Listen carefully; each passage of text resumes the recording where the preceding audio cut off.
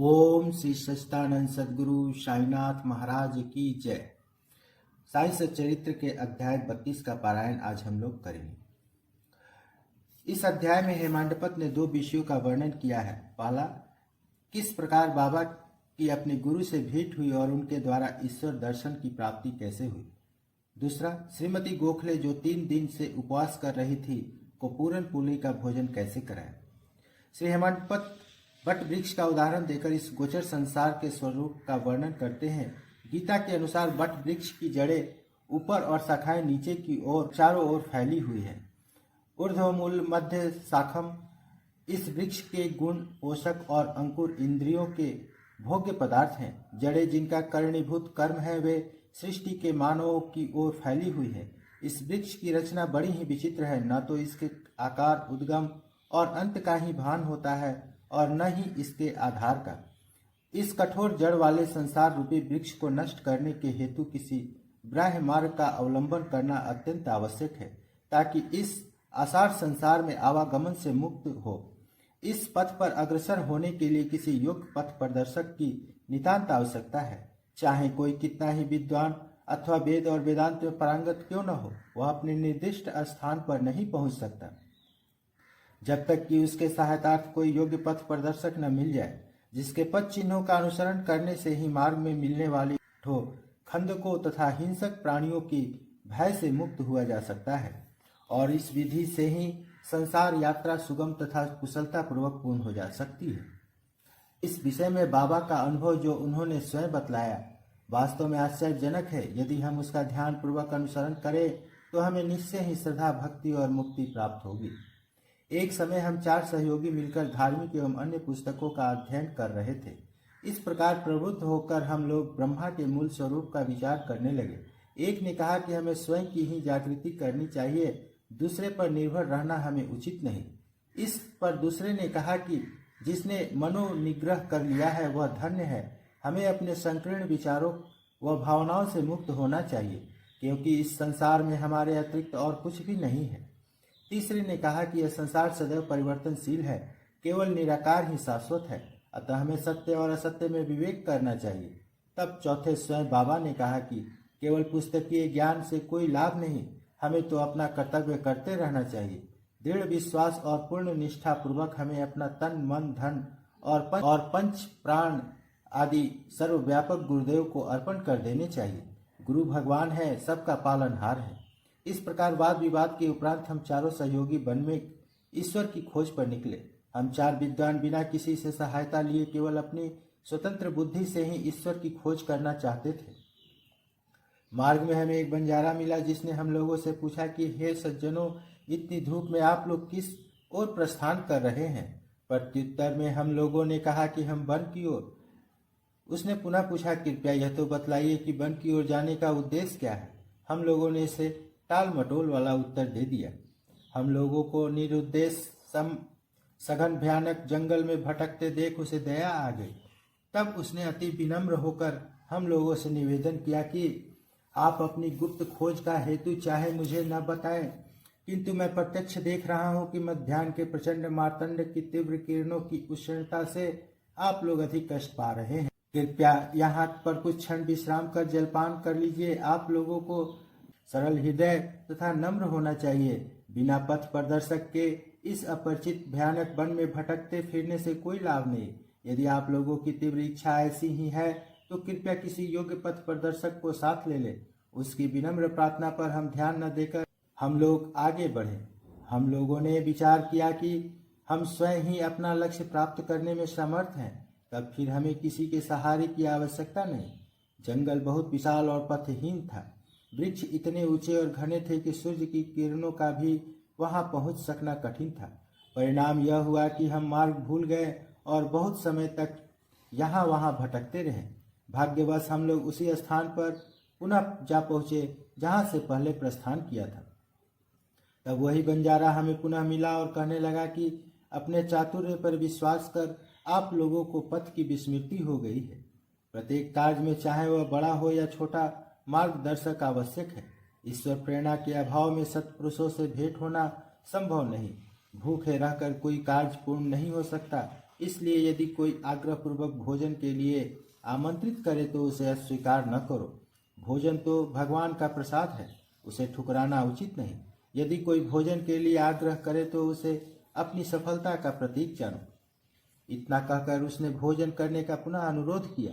फिर भी हम लोगों ने उसके अनुरोध की उपेक्षा कर भोजन करना अस्वीकार कर दिया। उसके सरल और गूढ़ उपदेश की ओर ध्यान दिए बिना ही मेरे 3 साथियों ने आगे प्रस्थान कर दिया। अब पाठक ही अनुमान करे कि वे लोग कितने अहंकारी थे। मैं क्षुधा और तृषा की से अत्यंत व्याकुल था ही। बंजारे के अपूर्व प्रेम ने भी मुझे आकर्षित कर लिया। यद्यपि हम लोग अपने को अत्यंत विद्वान समझते थे, परंतु दया एवं कृपा किसे कहते हैं उसे सर्वथा अनभिज्ञ ही थे। बंजारा था तो एक शूद्र, अनपढ़ और गंवार, परंतु उसके हृदय में महान दया थी। उसने बार बार भोजन के लिए आग्रह किया। जो दूसरों पर निस्वार्थ प्रेम करते हैं, सचमुच में वे ही महान हैं। मैंने सोचा कि इसका आग्रह स्वीकार कर लेना ज्ञान प्राप्ति के हेतु शुभ आवाहन है, और मैंने इसी कारण उसके दिए हुए रूखे सूखे भोजन को आदर व प्रेम पूर्वक स्वीकार कर लिया। क्षुधा निवारण होते ही क्या देखता हूँ कि गुरुदेव तुरंत ही समक्ष प्रकट हो गए और प्रश्न करने लगे, ये सब क्या हो रहा था। घटित घटना मैंने तुरंत ही उन्हें सुना दी। उन्होंने आश्वासन दिया कि मैं तुम्हारे हृदय की समस्त इच्छाएं पूर्ण कर दूंगा, परंतु जिसका विश्वास मुझ पर होगा सफलता केवल उसी को प्राप्त होगी। मेरे तीनों सहयोगी तो उनके वचनों पर अविश्वास कर वहां से चले गए। तब मैंने उन्हें आदर सहित प्रणाम किया और उनकी आज्ञा मानना स्वीकार कर लिया। तत्पश्चात वे मुझे एक कुएं के समीप ले गए और रस्सी से मेरे पैर बांधकर मुझे कुएं में उल्टा लटका दिया। मेरा सिर नीचे और पैर ऊपर की ओर था। मेरा सिर जल से लगभग 3 फुट की ऊंचाई पर था। न मैं हाथों के द्वारा जल ही छू सकता था और न ही मुंह में ही उसके जा सकने की कोई संभावना थी। मुझे इस प्रकार उल्टा लटका कर वे न जाने कहाँ चले गए। लगभग 4-5 घंटों के उपरांत वे लौटे और उन्होंने मुझे शीघ्र ही कुएं से बाहर निकाला। फिर वे मुझसे पूछने लगे कि तुम्हें वहां कैसा अनुभव हो रहा था। मैंने कहा कि मैं परम आनंद का अनुभव कर रहा था। मेरे समान मूर्ख प्राणी भला ऐसे आनंद का वर्णन कैसे कर सकता है। मेरे उत्तर सुनकर मेरे गुरुदेव अत्यंत ही प्रसन्न हुए और उन्होंने मुझे अपने हृदय से लगाकर मेरी सराहना की और मुझे अपने संग ले लिया। एक चिड़िया अपने बच्चों का जितनी सावधानी से लालन पालन करती है, उसी प्रकार उन्होंने मेरा भी पालन किया। उन्होंने मुझे अपनी शाला में स्थान दिया। कितनी सुंदर थी वह शाला। वहां मुझे अपने माता पिता की भी विस्मृति हो गई। मेरे समस्त अन्य आकर्षण दूर हो गए और मैं सरलतापूर्वक बंधनों से मुक्ति पाई। मुझे सदा ऐसा ही लगता था कि उनके हृदय से ही चिपके रहकर उनकी ओर निहारा करूं। यदि उनकी भव्य मूर्ति मेरी दृष्टि में न समाती तो मैं अपने को नेत्रहीन होना ही अधिक श्रेयस्कर समझता। ऐसे प्रिय थी वह शाला कि वहां पहुंचकर कोई भी कभी खाली हाथ नहीं लौटा। मेरी समस्त निधि, घर संपत्ति, माता पिता या कहूं कि वे ही मेरे सर्वस्व थे। मेरी इंद्रियां अपने कर्मों को छोड़कर मेरे नेत्रों में केंद्रित हो गई और मेरे नेत्र उन पर। मेरे लिए तो गुरु ऐसे हो चुके थे कि दिन रात मैं उनकी ही ध्यान में निमग्न रहता था। मुझे किसी भी बात की सुध न थी। इस प्रकार ध्यान और चिंतन करते हुए मेरा मन और बुद्धि स्थिर हो गई। मैं स्तब्ध हो गया और उन्हें मानसिक प्रणाम करने लगा। अन्य और भी आध्यात्मिक केंद्र हैं जहाँ एक भिन्न ही दृश्य देखने में आता है। साधक वहाँ ज्ञान प्राप्त करने को जाता है तथा द्रव्य और समय का अपव्यय करता है, कठोर परिश्रम भी करता है, परंतु अंत में उसे पश्चाताप ही हाथ लगता है। वहाँ गुरु अपने गुप्त ज्ञान भंडार का अभिमान प्रदर्शित करते हैं और अपने को निष्कलंक बताते हैं।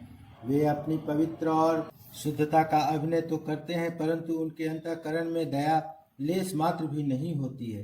वे उपदेश अधिक देते हैं और अपनी कीर्ति का स्वयं ही गुणगान करते हैं, परंतु उनके शब्द हृदय वेदी नहीं होते, इसलिए साधकों को संतोष प्राप्त नहीं होता।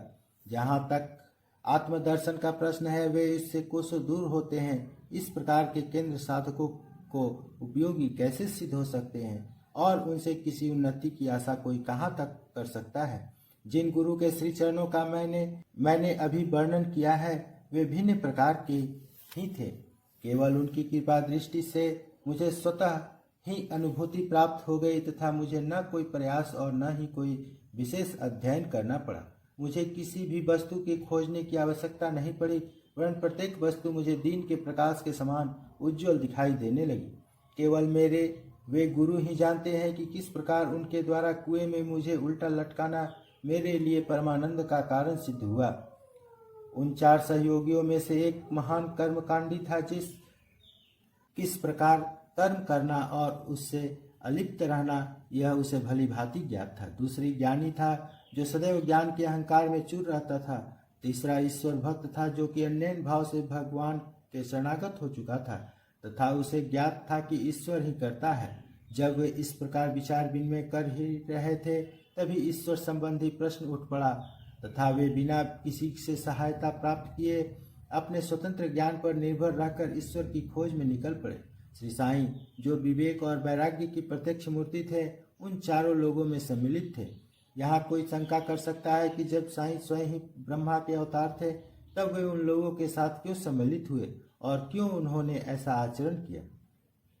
स्वयं अवतार होते हुए भी और यह दृढ़ धारणा कर कि अन्य ही ब्रह्मा है, उन्होंने एक क्षुद्र बंजारे के भोजन को सहर्ष स्वीकार कर लिया तथा बंजारे के भोजन के आग्रह की उपेक्षा और बिना गुरु के ज्ञान प्राप्त करने वालों की क्या दशा होती है, इसका उनके समक्ष एक उदाहरण प्रस्तुत किया।